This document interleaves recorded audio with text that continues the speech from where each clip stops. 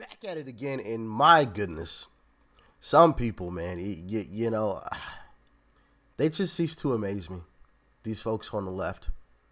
Like, share, comment, and hit that subscribe button if you are new. And let's dive in. Back there, and then we'll come it back up front here. Mr. Rameswamy, thank you.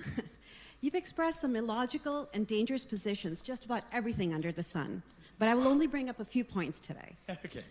Just be respectful of everyone, but we'll pick your favorite ones. Thank you. Just a few years ago, we all saw firsthand the disastrous results when a ruthless capitalist, a scam artist, a showman, and a liar with no public service experience became the president of the United States. And yet we are here again. My fellow New Hampshire residents are being manipulated by showmen and Trump wannabes to win our votes. Mr. Rameswamy, you may be a millionaire, and you may know how to avoid paying taxes by incorporating companies in Bermuda, but let's talk about your lack of job qualifications. You're not qualified to become the principal of my children's school of only 1,000 students.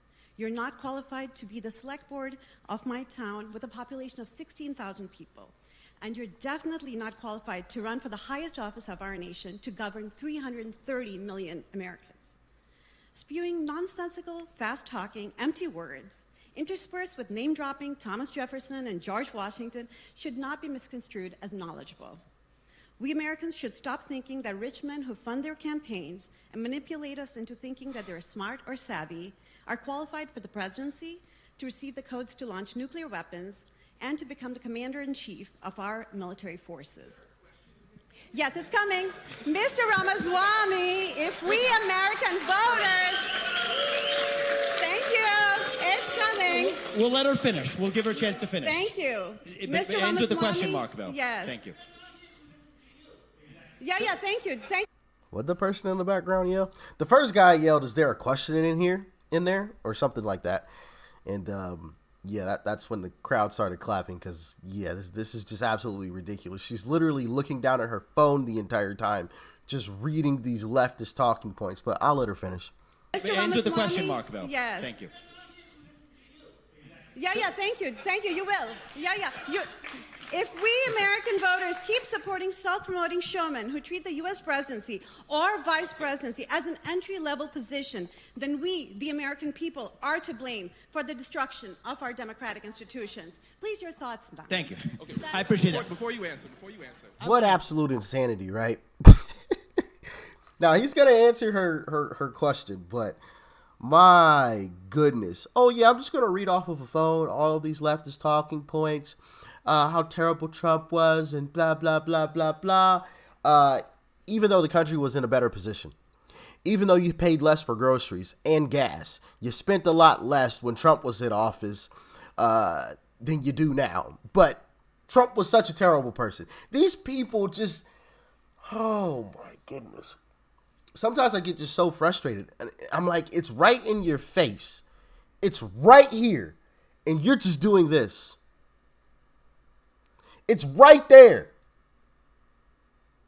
You don't see things are worse. It's right there in your face. I just don't get it, but... Answer, and I want you to answer. But everyone, remember, everyone's in here at the same time. You can make your point, but get to the question first. Try to. And hard questions are welcome. Just end them with the question mark is all I say. So here's what I will say. What do I hear embedded in that question?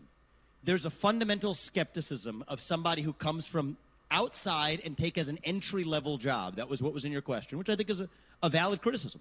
An entry-level job to be the U.S. Terrible criticism because we've watched people who have been involved in politics their entire life, Joe Biden, and has made this country a whole lot worse, Joe Biden. President. Let me just share with you one of my learnings in this campaign. We have an imperfect system right now, and you all face imperfect choices in that system. We were talking about this backstage. What was the number one learning for me? This is a super PAC puppet game. Facts. It's my number one learning coming in from the outside. You're told that candidates actually run campaigns that you fund by giving $35 contributions. Nonsense. The system is funded by not multimillionaires, multi-billionaires who use politicians in both parties, Democrat and Republican Party, as their puppets. The super PACs are a cancer on our system. So if you want to break that system, And I'll tell you, it's a law of nature. It's like a law of physics. As the sun rises in the east and sets in the west, every politician dances to the tune of their biggest donor. It's just a fact. Now, in my case, it is true that biggest donor is me. Now, do I want a system in which only people who have had the level of success that I've had in the world of business and the American dream are the ones who are able to run for president? No. But is that better than a system where it's somebody else's billionaire puppet that's on that debate stage that actually is just uttering words handed to them by a billionaire-provided super PAC? Yes, I think that's better. And I think if we're going to address the corruption in Washington, D.C., the corruption of people, and there are other candidates in this race that fit this description, making millions of dollars off of connections in government service, afterwards, lobbying in a career using government connections. This is corruption that exists in both parties. Then yes, I do think it will take an outsider to that system coming in to break that system. One of the things that I think we need to stop apologizing for in this country is the power of capitalism. I have succeeded not in government, and I will not feign having government experience that I don't have. But the people who do have government experience, in some ways, got us into the mess that we're in today. So I think we live in a moment where it will take an outsider. Someone who comes from the outside, ideally even someone who comes from the next generation, to reach the next generation, of whom we have so many in this room today.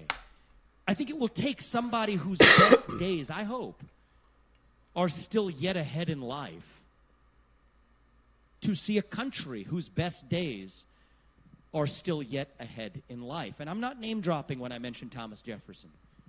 These are people I look up to as our founding fathers. He was 33 years old when he wrote the Declaration of Independence. I'm an old man by comparison. He invented the swivel chair while he was at it. That's the founding spirit we need to revive in this country. And in this particular moment, yes, I do think it will take an outsider to do it. Yes, I do think it will take an outsider to address our national debt. $33 trillion. We need a CEO in the White House. How does a CEO run a business? How have I run the businesses I've run? Zero-based budgeting. Don't start with last year's budget as the baseline, because last year's budget was broken by the same existing political class. And last year's budget was based on the previous year's budget, which was equally broken by the same corrupt special interest system. So I say break that system. Start with zero as the baseline, and then ask what's actually necessary. You're not going to get that type of leadership from somebody who comes from, I think, within that broken system. So you're right, you do face a choice. As I shared with Nancy earlier, if you want somebody who's going to incrementally reform the bureaucracy and the administrative state, I'm not your candidate.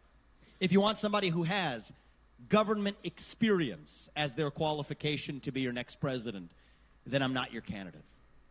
But if you want somebody who comes from the outside, a patriot who speaks the truth, uncaptured by the super PACs, willing to get in there and actually gut that shadow government, the corrupt swamp in Washington, D.C., but actually see the job through, as a leader from a different generation to reach the next generation, then yes, I am your candidate, and that is why I'm in this race. And the beauty of this is, A, you have the right to speak your mind, as does everybody else in this room. That's what makes America beautiful. That's what makes America great. And the part that really makes our system what it is that that choice belongs to you, not to me. And I'm grateful for the opportunity you guys have given us. So, next question. Thank you. So, you heard Ramaswamy completely destroy her leftist talking points, right? And I agree with him.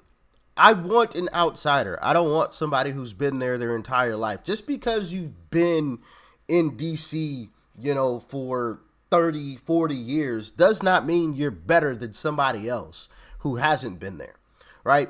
And that was part of her argument. Well, we shouldn't put in somebody there, who doesn't have any experience. You're not even qualified to watch my kids. What does that have to do with this entire thing?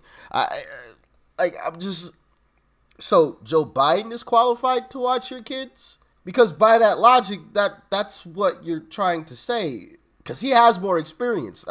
I'm just confused. Oh, man. And obviously, even with somebody like Joe Biden, who's been in D.C. for, 5 decades? Sheesh, been there a long time. It's not that great. It's not great at all, as a matter of fact. I mean, I don't know about y'all, but the cost of everything is going up, and that almost cursed. That stuff is rough, okay? I'll say that, all right? I almost cursed. Interest rates are crazy high. I mean, it's just ridiculous out here. But Joe Biden has experience, though. So I'm just confused. How does that work? You know? Goodness gracious. And I loved how he called out the fact that 99% of these politicians are bought and paid for. They're bought and paid for, right? By their biggest donors. Whoever donates the most amount of money, that's who they stick with. That's who they stick with. That's who they, who they listen to, I should say. They don't listen to their constituents. They don't listen to their voters. They listen to their donors. And that needs to change. That needs to change. Now, how that changes, I'm not entirely sure, because obviously you do need money for ads and things. And maybe the whole ad structure needs to change, right? Maybe the whole ad structure needs to change, and the cost of ads needs to come down tremendously. Because I don't think these super PACs, and I hate to say it, but I should say I hesitate to say it, but even like billionaires should be donating to these politicians. It should just be regular folks like you and I. And the only reason why I say I hesitate to say billionaires is because billionaires are people just like you and I. They should have freedoms as well, right? That's why I hesitate. I don't want to be putting restrictions on individual people. But when you do have a billionaire, you can kind of cancel out a bunch of folks like you and I. For example, if Uncle Trump's running, right? And it's people like you and I that are helping to fund his campaign. But Joe Biden has, ex-billionaire, has, 5 billionaires that are backing him. Well, our small donations probably won't make a whole lot of a difference in comparison to what Joe Biden has. That's what I mean. So you guys let me know. What are your thoughts and your opinions on how we can really change the structure of how DC works as far as this funding stuff goes? The big super PACs just dumping money on people, and these large companies who donate, right, to these politicians. Y'all let me know. Honestly, I think it should just be donations from folks like you and I.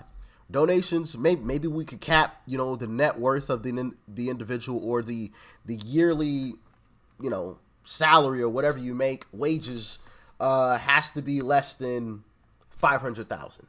How about that?